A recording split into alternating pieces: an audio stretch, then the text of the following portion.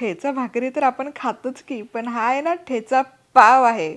आणि या ठेच्याचं कौतुक दुसरं तिसरं कोणी नाही, खुद्द मास्टर शेफ यांनी या ठेच्याला दाद दिली होती, शेफ विकास खन्ना यांनी.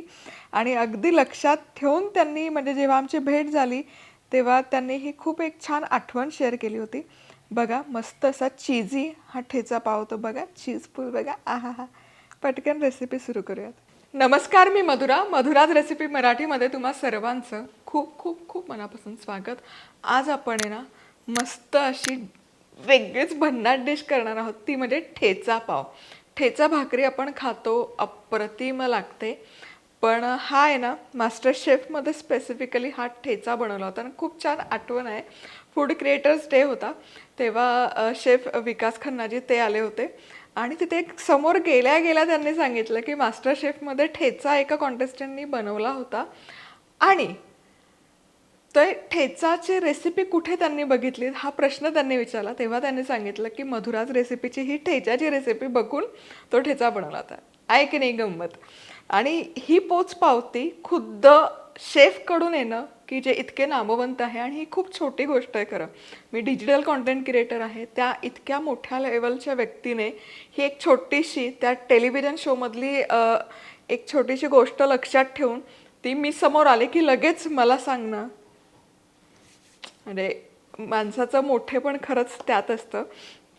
तर ठेचा बनवण्यासाठी काय काय साहित्य लागतं आणि ठेचा पाव बनवण्यासाठी काय काय साहित्य लागतं ते बघूयात. सगळ्यात आधी ठेचा बनवण्यासाठी 100 ग्रॅम मिरच्या घेतलेल्या आहेत. पोपटी मिरच्या शक्यतो घ्यायच्या, देठं काढून धुवून घेतलेल्या आहेत. किंवा तुम्हाला अगदीच खूप तिखट आवडत असेल तर थोड्या म्हणजे अर्ध्या पोपट्या आणि अर्ध्या गडद हिरव्या रंगाच्या असतात त्या घ्या. त्यानंतर पाव कप शेंगदाणे आहेत.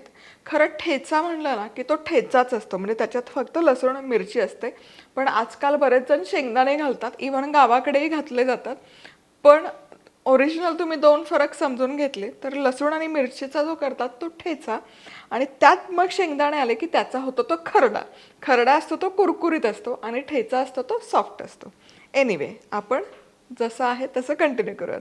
लसूण पाकळ्या 10-12, म्हणजे 20 मिरच्या असतील तर 10 ते 12 लसूण पाकळ्या, भरपूर कोथिंबीर, मीठ आणि ठेच्यामध्येच घालायला जिरं. आता पाव बनवण्यासाठीचं त्याला सारण लागेल. उकडून किसून घेतलेला बटाटा आहे, अगदी बारीक चिरलेली ढोबळी मिरची आहे.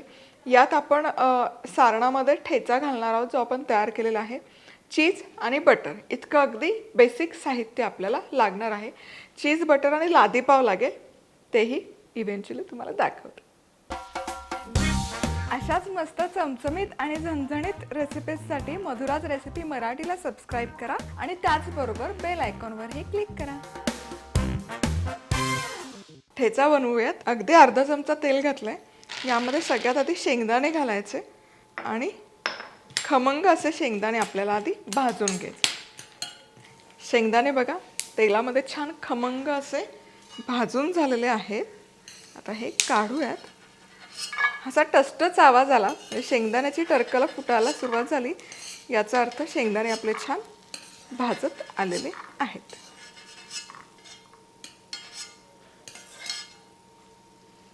आता हे बाजूला ठेवूयात. याच तव्यामध्ये आता मिरची घालायची.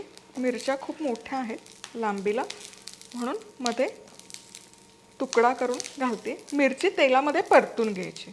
याने काय होतं ना, ठेचा बाधत नाही. त्यामुळे कधी तुम्ही हिरवी मिरची ज्या ज्या पदार्थामध्ये वापरत आहात तेव्हा ती थोडीशी अशी तेलामध्ये परतवून घेतली ना की ती पचायला हलकी जाते. आणि आता हलकासा याचा रंग बदलेपर्यंत ही परतवायची. चला, मिरची हलकीशी परतवत आली की यामध्ये लसूण घालायचं आणि लसूण मिरची आता एकत्र 3 ते 4 मिनिटं परतवून घेऊया. लसूण मिरची सगळं एकत्र छान परतवून झालेलं आहे. आता हे बाजूला करूयात आणि थोडंसं यामध्ये जिरं घालायचं आणि जिरंही भाजून घ्यायचं, म्हणजे त्याचा स्वाद या ठेचामध्ये छान उतरतो. छान खमंग जिरं भाजल्याचा सुवास यायला लागला, याचा अर्थ जिरं आपलं भाजून झालं. आता हे मिसळून घेऊयात.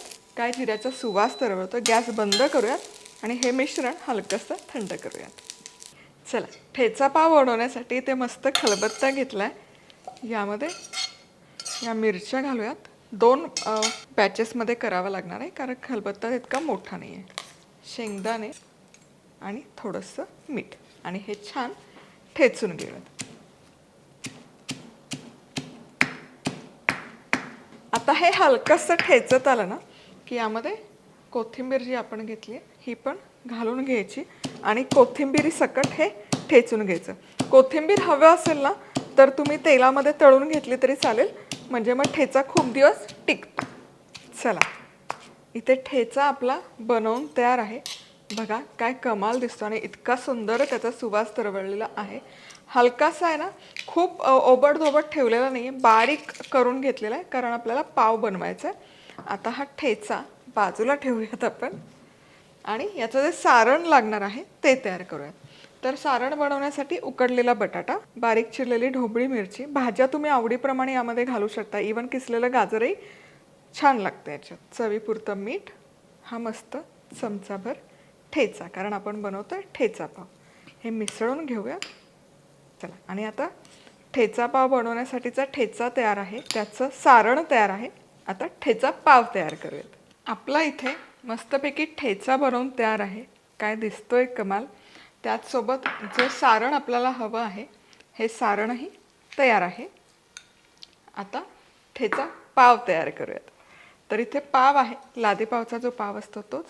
हा मध्यभागी कट करून घेऊयात. हे असं,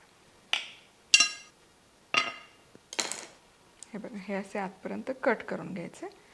आता याला पावला लावायचा ठेचा दोनही बाजूने, आतल्या बाजूने,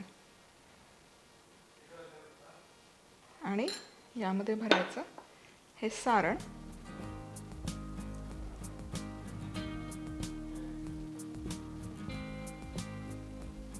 आणि यावर जाईल चीज. हे करूयात बंद. सेम प्रोसेस आपण यामध्ये फॉलो करूयात. ठेचा,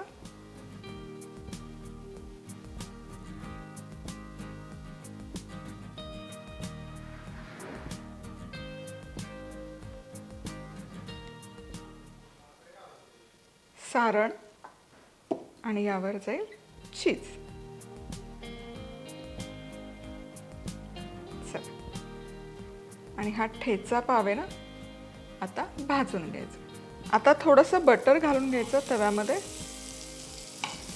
आणि आधी या बटरवर आपण पाव दोनही बाजूने भाजून घेऊयात आणि मग त्याच्यावर ठेचा घालूयात. काय होतं, आत्ताच जर ठेचा घातला तर तो ठेचा करपायची शक्यता असते, त्यामुळे आधी पाव आपण छान करून घेऊयात हलका.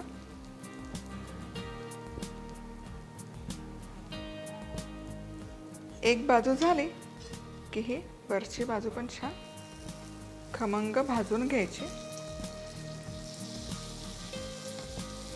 हलकंसं बटर घालूयात बाजूला आणि यावर ठेचा घालायचा. आहा हा, काय सुवास तरवळतोय या ठेच्याचा. थोडंसं आणखी बटर, आणि आता हा जो पाव आहे हा पाव सरळ करूयात आणि याला खालच्या बाजूने आणि वरच्या बाजूने छान हा बटरमध्ये फ्राय केलेला ठेचा लावूयात. कमाल. आहा हा, सगळ्या बाजूने लावून घ्यायचा. चला, आता गॅस करते बंद. आणि आता इथे आपला हा ठेचा पाव बनवून आहे तयार. क्या बात. आता हा काढूयात. खायचा असेल तर लगेच सर्विंग डिशमध्ये, थोड्या वेळाने खायचा असेल तर हा असा उचलायचा आणि जाळीवर ठेवायचा. क्या बात आहे. म्हणजे त्याला गरम जी वाफ असते ती सुटून तो ब्रेड सॉगी होत नाही किंवा मऊ पडत नाही. मस्त चीजी होतो हा ठेचा पाव, झणझणीत होतो आणि कमाल लागतो. हे बनवणे ना तुम्ही प्रवासामध्ये पण घेऊन जाऊ शकता. पटकन काढून खाण्यासाठी अगदी सोपा पर्याय आहे. रेसिपी आवडली तर लाईक करा, कमेंट करा, सबस्क्राईब करा आणि पुन्हा भेटूयात अशाच मस्त रेसिपीसोबत. तोवर मस्त राहा, खुश राहा, आनंदी राहा आणि सगळ्यात महत्त्वाचं खात राहा.